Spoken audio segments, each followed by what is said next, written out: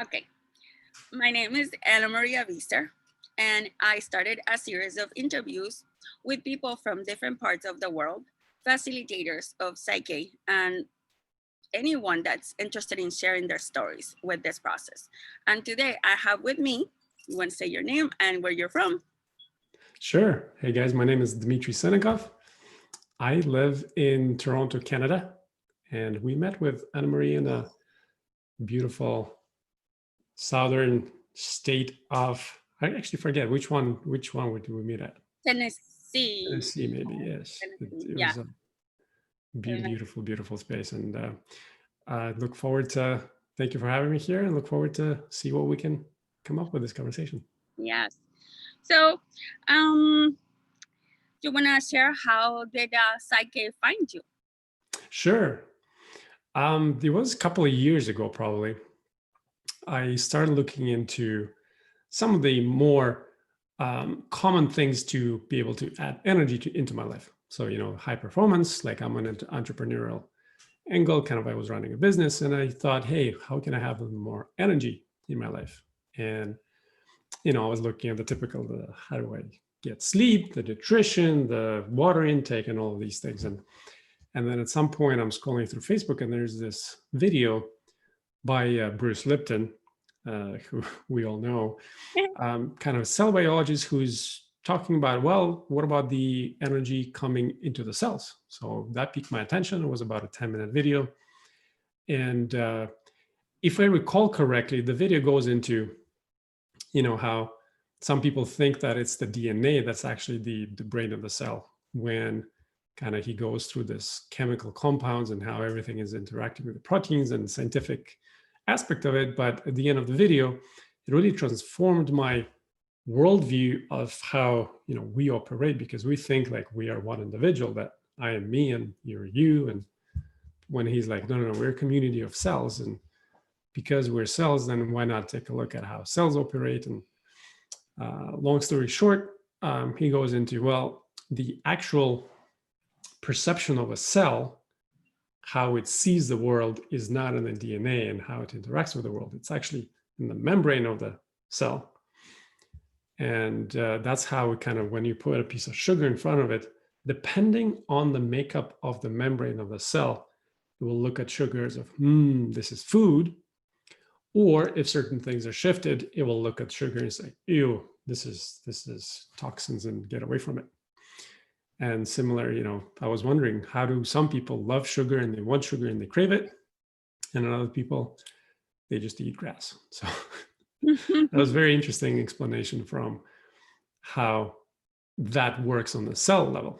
And then he kind of went into the details of, all right, so how do we actually control and be able to change this makeup of the cell membrane, which was, for me, again, I love diving deep. And once I'm interested in something, he goes into these, I think, 4 or 5, 6 different methods and modalities. And Psych-K was one of them. I was familiar with some of the other ones. They were more or less more common or more basic, including just talking into the mirror and repeating a certain statement. But then Psych-K was something interesting, and it just happened that there was a workshop happening, I think that weekend in my city.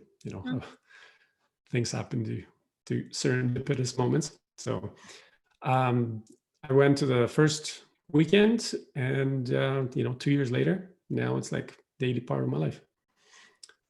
And what have you noticed, or what changes can you share that happened when you started practicing, or if you noticed something while you were doing the workshop? For sure. One of the things for me, I've had a number of calls with hypnotherapists before coming onto Psych-K, looking into a bit of how does the subconscious work, how is that whole process inside operate, and all of that. And one of the things, there's a hypnotherapist, Marisa Peer, I believe, running with Not enough. Not enough, exactly. So I was following that and I was getting some benefit out of it, where her thing is with not enough messages that if you write on the mirrors and the windows and wherever you see where you look at daily that you just write, I am enough, sooner or later that will be ingrained into your subconscious, into my subconscious that, hey, we possibly are enough. And what was cool, what captured for me in that story is that she was saying one of the very successful clients of hers, maybe in Hollywood or somewhere else, Yeah. very successful on the outside, multiple six-figure cars and homes, and like home is beautifully designed and structured with everything. And yet she goes in and it's like the dude is doing all of this because he just doesn't think that he's enough. And so he keeps acquiring all of this stuff just to try to feel that. And that was connected for me. And so maybe for about 6 months from the initial moment that I saw the video and I started doing this, I'm enough. I even put on my phone, I have a screenshot of I am enough, right? I did that. I had it on my yes. Right. and so I've had that for about 6 months. And then at that point, I'm like, you know what? I think I got this. Like, I think I'm feeling enough here a little bit, right? And then I'm like, okay, so what's the next point out of that? And then somehow I create a list. I love myself, I feel at peace. And I'm like looking at all of these things that I would love to believe about myself and about the world. And I'm looking at it, okay, so this one's going to take 6 months and this one's going to take 6 months. And by the age of 80, maybe I'll get to a certain level that so I thought about the same thing. Right. A while before I get everything inside. Exactly. So, compared that that's the world before Psych-K, compared to the world after Psych-K is like whatever things come up, it kind of using the Psych-K process balance is just, I'm not even thinking about it anymore, because before I would be on calls, either with people, either with certain coaches that I've had, or reading books, watching movies, etc. And I would write down these ideas that it's like, oh, I got to add that to my affirmation list that I'm going to repeat every day in the mornings and have that ingrained. And then lately, like before coming to the call, I was thinking, what has been my journey with Psych-K, right? And I don't even remember. I've had the most profound experiences, and I don't remember the particular beliefs that they included, because it's like, I don't need to think about it. It's like this thing comes up, I do this Psych-K, belief transformation thing, and then I just forget about it. And the funny thing, you just do it once, and most of the time it's just done. That's it. So the wonderful things is just reading books is really key pieces where, when you read books and if you don't get anything out of it, there's, okay, you're gathering knowledge, but then, okay, once you read the book and you start doing something with that knowledge, okay, that's another level. But what if you kind of ingrained the book inside? Mm-hmm.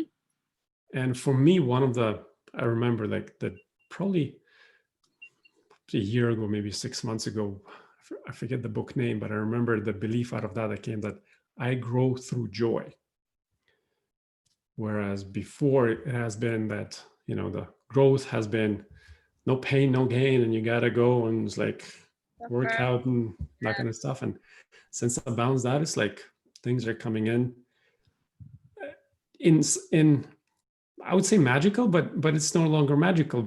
I still very grateful about this, but it's no longer magical. It's just an everyday thing that, I think of I need somebody, I need a help from, a designer or somebody else like that. And then I get an email, I get a message on Facebook. It's like, hey, I'm a designer, by the way, what's up? I had a process that I did during third master, that it was because my life was never easy, and I know now, and I realized that I was making my life complicated, just And so I created that process, the goal statement that my life is easy and everything that I want comes to me easily. And sure enough, things started happening like, oh, and recognizing it, it's so cool because sometimes we have the stuff right in front of us, but we don't see it. So being able to see the things when they're happening. So I created a process, and it was like I easily recognize the results from my processes. That's a good one. Because I want to know, like, oh, that, and then that happened, and then that happened. Today, I only think about things.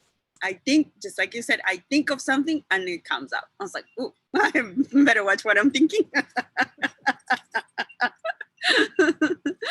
Yeah, I caught myself a couple of days ago. I was like, this can't be this easy, can it? So I was supposed to do a favor for somebody, and we had a little situation, this person and I thought, you know what, I don't want to do the favor anymore. It was I have offered something, but then I was just like, nah, I don't want to do it. The thinking I don't want to do it in that moment, and then I thought, but I don't want to make an excuse, lie about it. No, I want it to be something legit. I don't want to do it because I have this thing that I have to do and give priority to. And sure enough, something happened. My AC broke down. I like, damn, that was quick. So yes, I had the perfect, way out in that moment. And then I was like, whoa, that really works. Those thoughts. So what about somebody that you have worked with? Any cool stories that? Yeah, kind of. The cool stuff I'm finding is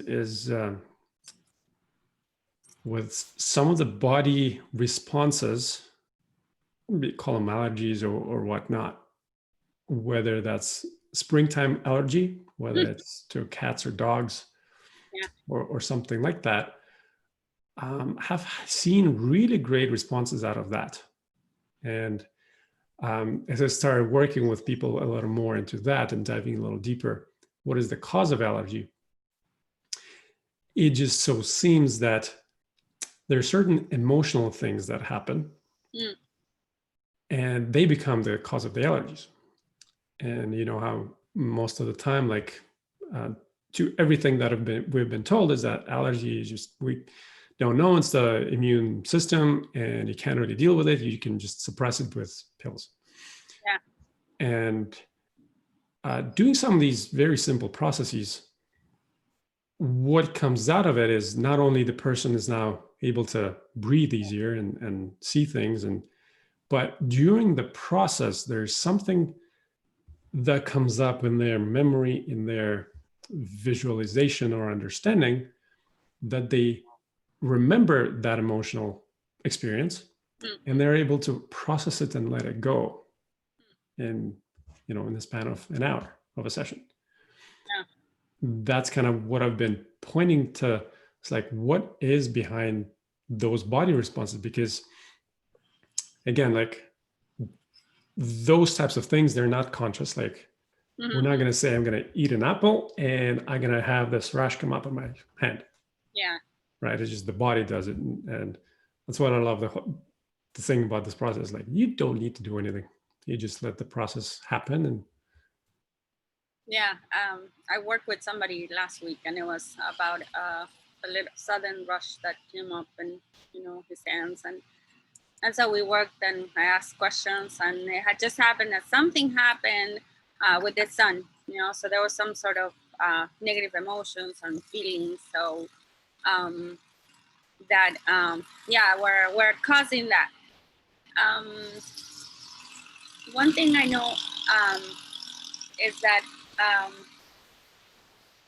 when there's a feeling, and I experienced that myself, when there's a feeling, could be sadness or anger or worry or frustration or whatever, there's something behind, and there's always like a negative belief.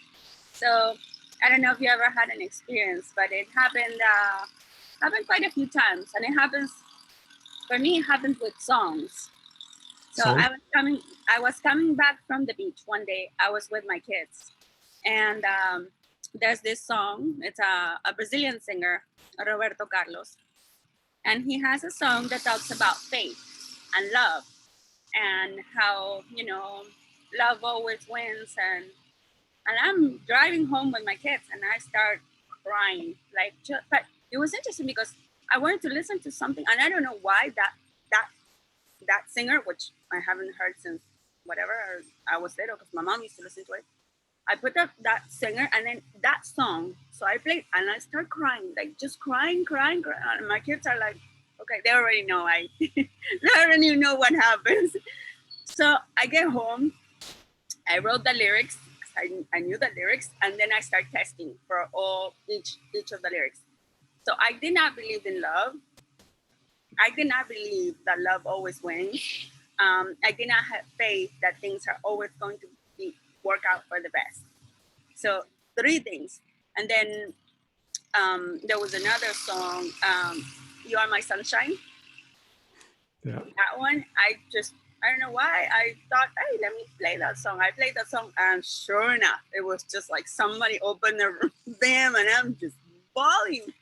So then I tested again. I am my own sunshine, and no, no. So for me, I've recognized that the song it's it's giving me a message, and it's like something that the pain is because I have a negative belief or whatever it is. So. Mm-hmm. And Yeah, like things sorry, like that, things like that showing up in your life, and when you begin to use this process to start looking at things that happen in life and becoming aware of how things yeah, happen, right? It's the other aspect that I think is worthy to share. Like one of the, if you want to hear crazy stories. So my girlfriend and my fiance, or ex-girlfriend, ex-fiance, we sort of had a great relationship, and then at a certain point we both said, okay, I think we've learned everything from each other that we can learn, and it's probably time to go our separate ways. So with it, we're doing some of the Psych-K. She's done one of the levels, and there's a process called the messages, where we can essentially ask for a message either from the body or from our circumstance, what's happening. Is there a message for us? And we got to a point that she just kind of looks at our dogs like, hey, is there a message from our dog? And we kind of use the Psych-K process. It's like, okay, let's look at, is there a message? Is it one of the particular statements that we have a list of? And we get no, it's not part of those. So we look at, all right, well, what else could it be? And at that point, it's really just a conscious download of things, whatever the person thinks. That's probably where we need to look at. And she kind of just looks at her computer. She's like, okay, there. Like, great. We're going to start looking for a message on the internet. Hey, Google, what's the message here, right?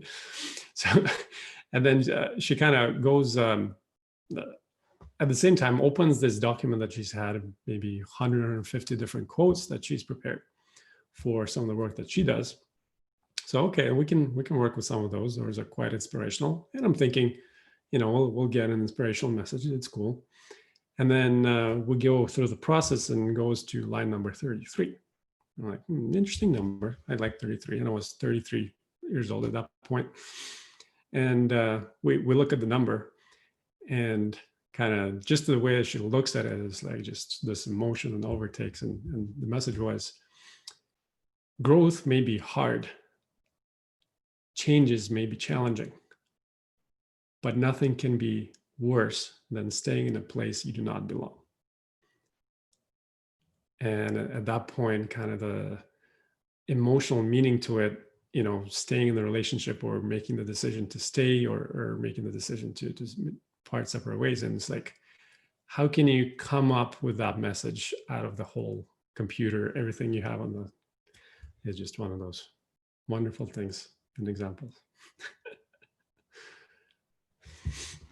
And actually, one thing how long ago have you done the basic one, the basic weekend course? How long ago? I did it last year in July. Okay.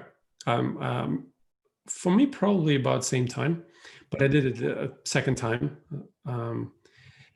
And what came out doing it the second time is like, okay, I understand everything. Perfect. I was there mostly to support others. But out of it, I really got connected to the transformation of perception of stress process, right? Because I thought, well, it's mostly for changing the beliefs and changing kind of how we look at things in life. But then the transformation of stress. And since then, I'm, if not all the time, looking both at myself and at other people. It's like, you're in a stressful situation, huh? And I'm using it for some of the coaching calls that we hop on with people. It's like, when people are stuck or somebody's stuck in whatever the situation is, need the money, the relationship isn't working, the business isn't working, no clarity, whatever. All right, well, you seem to be a little anxious about it, aren't you? Yeah, it's like there's something in it. And we go through this, the TPS, transformation, perception, stress. And by the end of the call, it really takes just a few minutes and just transforms both people I work with. But for me personally, during taxes, stressful, don't want to deal with it. It's like, hey, why not just transform that? And taxes are now fun and easy to do.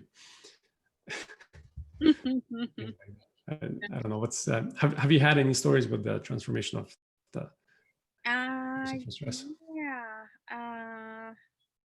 Well, there was somebody that came to my house, and I offered to do a process because he had been bitten in the past, and I have a German Shepherd, big German Shepherd. And so I said it will take 5 minutes and whatever. So we did transforming the perception, 5 minutes. The guy, after having been working in my house for, I don't know, half hour, whatever, he had to go to his car, and he walked right in front of my dog like 3 times, back and forth. And then the third time I looked at him and was like, so how's my dog? He's like, oh wow, I didn't even think about it. So yeah, I believe that changing that process is so powerful. Like for example, for somebody that has that's fear of flying. Now there's a lot of people that right now are afraid of flying. I did it with a customer in the past, in my previous life, I say, when I was working with a cigar company. That's what I did for a living in the past.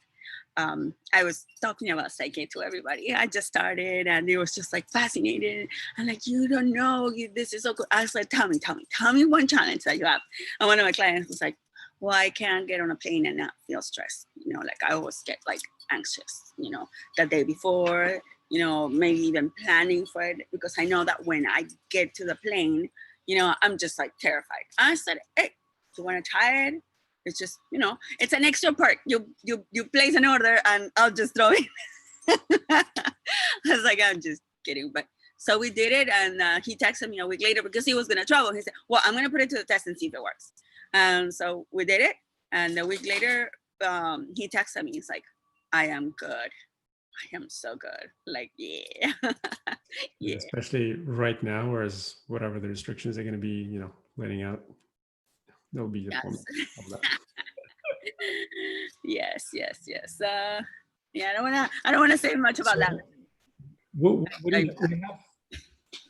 Yeah, what do you have coming up, kind of with this?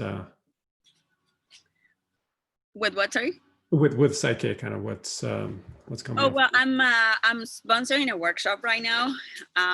It's gonna be at my house because there's so many restrictions, and people were like, I had booked a place and then no, and then well, maybe the distancing, how does it work? I said there's no distancing because we're it's a self-healing process. And so no, I ended up I said, you know what, I'll have it in my house, and I'm working with Mary Mazer. So yeah, but yeah, it's good. I was supposed to go to Michigan and do health and well-being over there, but it got postponed, and then it got rescheduled to September. And I guess Ducho couldn't get on the plane, even though after he had already checked in and everything. So it got canceled again, and now it's gonna happen in February. So in February, I'll be doing health and well-being, and yeah, I'm like really excited. It's just such a blessing. I I, I was talking to my mom because she's like, I don't know how you're so calm and you don't worry, like everything that's happening. I said, I live in my happy bubble, my happy, peaceful bubble. Sometimes my kids are like, how come you don't worry? It's like, why am I going to worry? Like, worry, stress? No, I am happy every day. I'm calm, I'm relaxed. I know that if something, if I get triggered by something, I can do a process, and in 5 minutes, I'm already happy and just joyful and in peace. I recognize that now having the awareness, it's great. It's great to have the awareness. But one thing that I was sharing with a friend, what Psych-K does is that, yes, you become aware. Now, what are you going to do with your awareness? So the behaviors that I don't like, that I recognize in me, I could change. I could get rid of whatever fears. I can create a process that I feel safe or comfortable in whatever situation. I mean, I just don't have to go for days or years or months practicing and practicing, or maybe repeating, I am enough, I am enough, I am enough. It just happens. And I believe it's just such a blessing. It's such a blessing. And during quarantine, I chose to stay home. One, because I don't believe the masks work. I already have the reliefs I want in me. And but I chose to just go down the rabbit hole. And I said, sometimes I'm like, how deep can I go? How deep can I go? So it's been a great experience. I believe that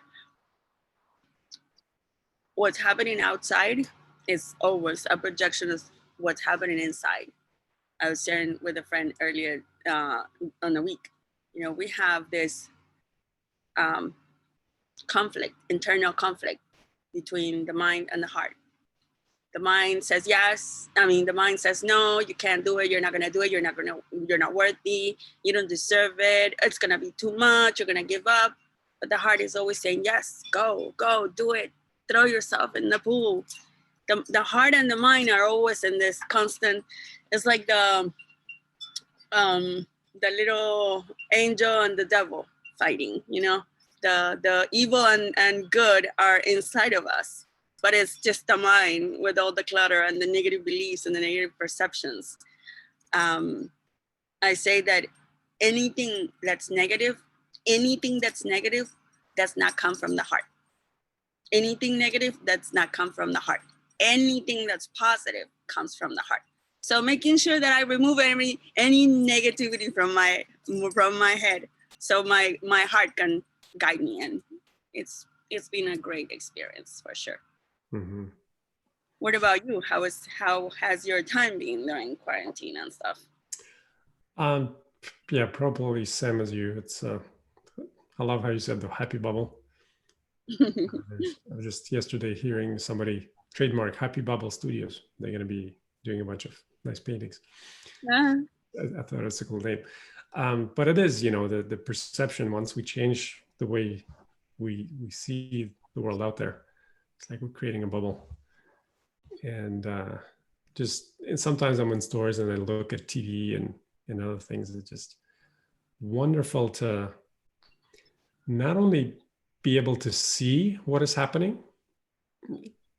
but also be able to have the genuine feelings of compassion of people who are kind of going with it and listening to the news and having to deal with, either lack of funds or being impacted with the businesses being closed and all of that. And just being able to be with it and not have, as you mentioned, any of the negative feelings or thoughts about what is happening, because somebody's doing these things for whatever reason, and just being able to be okay with all of this because it's all part of whatever theater that we're part of, and Yeah. we're just sitting and watching. I was talking to my dad. It was last week, and I share with him a lot. Like, I didn't used to talk to my dad. That's one of the things that I have recognized has changed in me. I wasn't always very open to talking to my dad. To my mom, I could talk for hours, but with my dad, no. There was always this disconnection. And so now I can sit for hours with my dad. And my dad likes what I'm doing. He says, sometimes you're like he says, you go very deep. He says, your work, whatever you do, is very deep. Sometimes I don't understand everything, so I just have to slow down and make it okay, let's see. So I always tell him, what we see in the world, what we see outside of us, is nothing but a projection of ourselves. We're seeing our own reflection. Now we see it in bigger scale. If we think of the world and the wars that are going and the fights and the this side of the red and the blue and whatever. And I said, picture your life as the Matrix, the movie, The Matrix. I said, everything that's happening is nothing but what you have inside of you. And I said, we worry about what's happening in another country. We worry about what's happening in the government right now. We worry about our neighbors. We worry about our husbands, our wives, our friends. We worry about everybody else. But we forget to focus on ourselves. Have you ever wondered why? Have you ever wondered why we go out and engage and maybe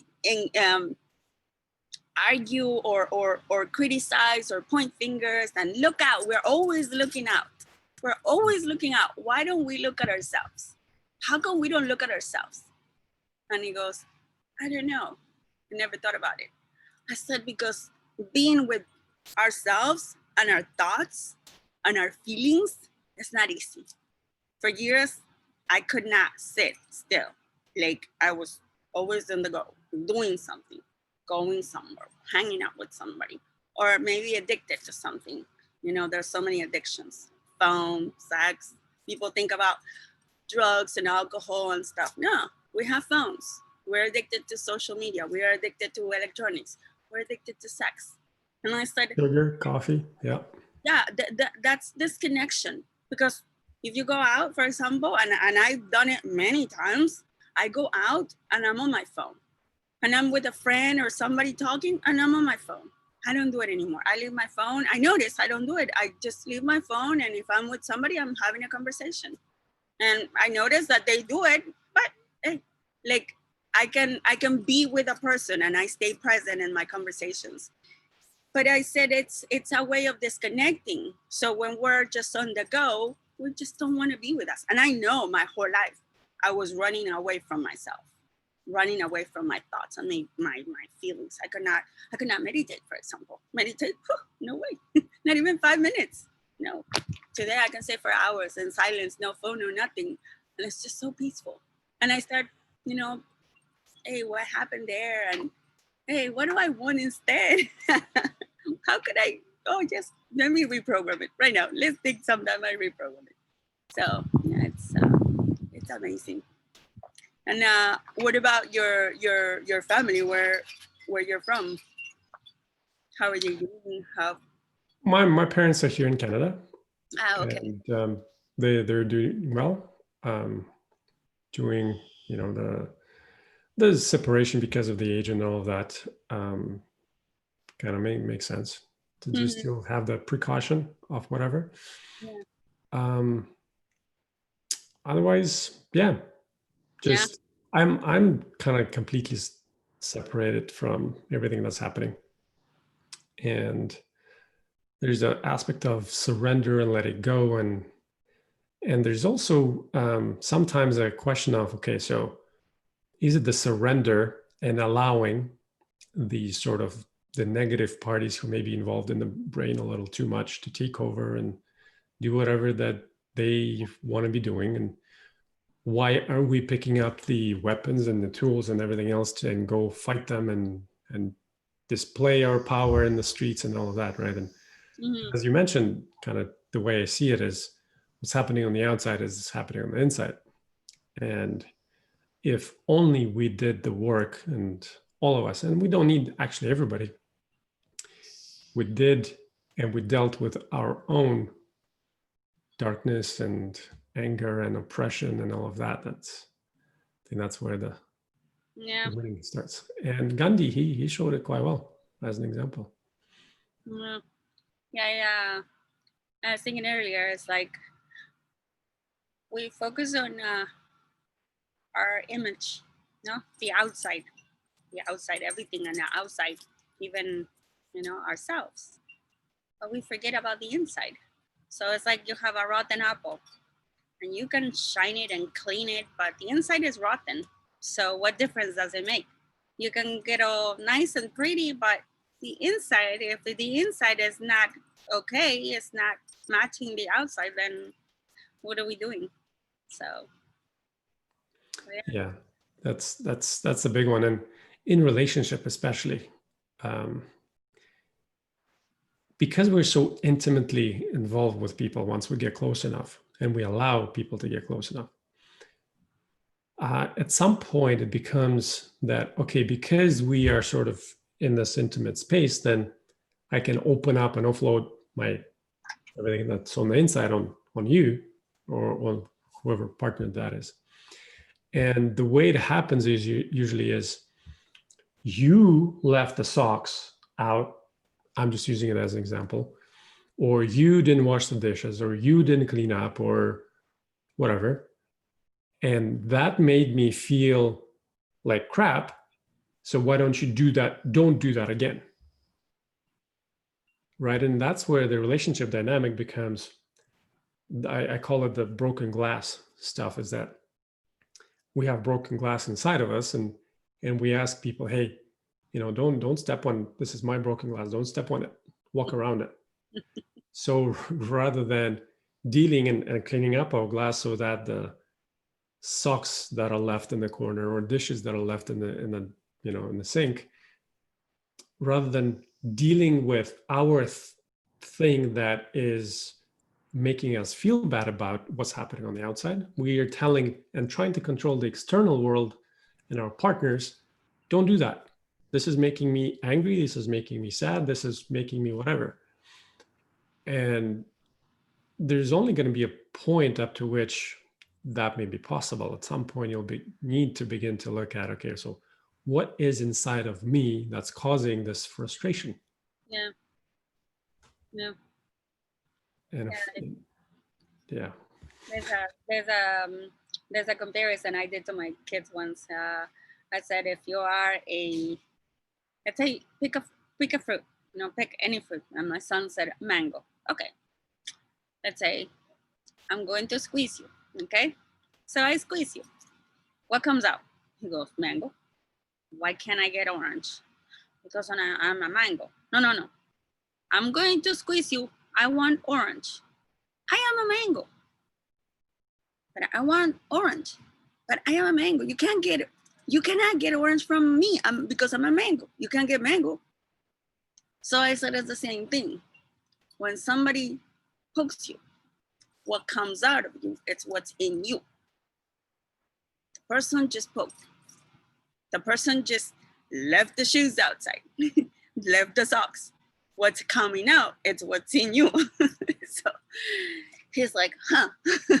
Because we had a lot of times to talk, and this year has been great.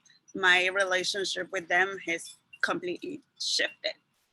And I sit with, especially my oldest, when I was telling him today, you know how I always say we're mirrors, we're always mirroring each other?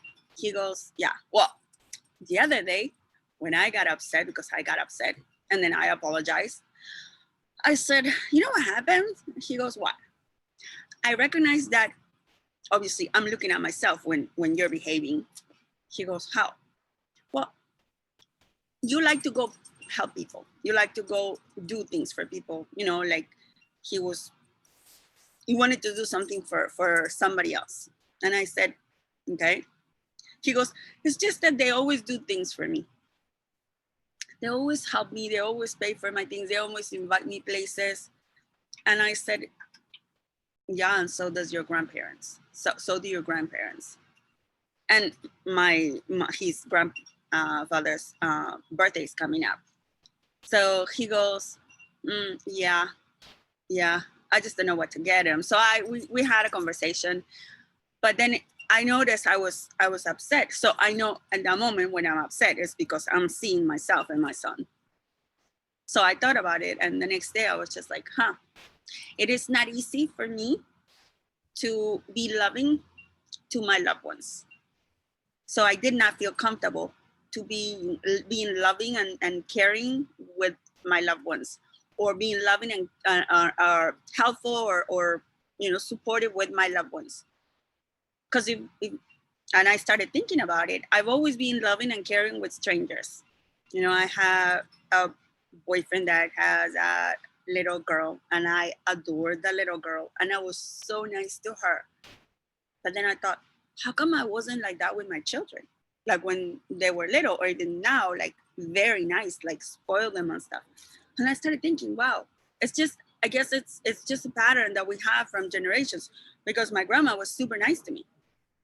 And then my mom was super nice and spoiling my children. And I hear it in other families. Oh yeah, my mom's always spoiling my kids.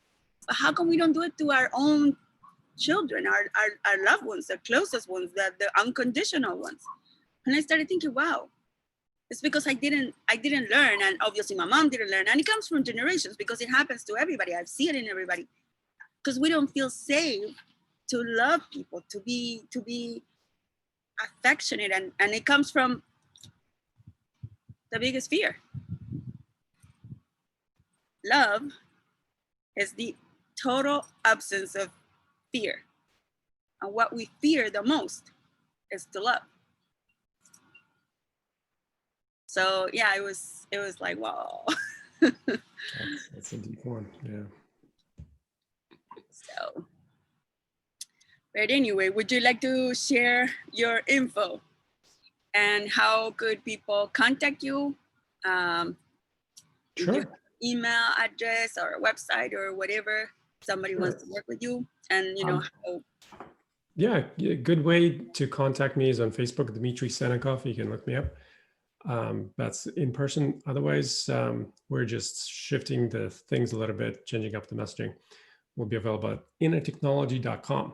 We're working on Inner Technology Institute, bringing this Psych-K perk and everything else as the inner technologies, as we're calling them, so that we can take care of all of this machinery that we're not being taught in school, and how can we utilize it for best. And I look forward to kind of hear more of the messages that you are putting out in the world. Love everything that you're doing. Yeah. Well, thank you very much. And if you want to find out more about this process called Psych-K, you can go to the website. That's www. Psych-K, which is psych-k.com. And if you want to contact me, my name is Ana Maria Wieser. My email is info@anamariawieser.com, and my website is www.anamariawieser.com. Thank you for watching. Have a good day. Awesome. Thank you.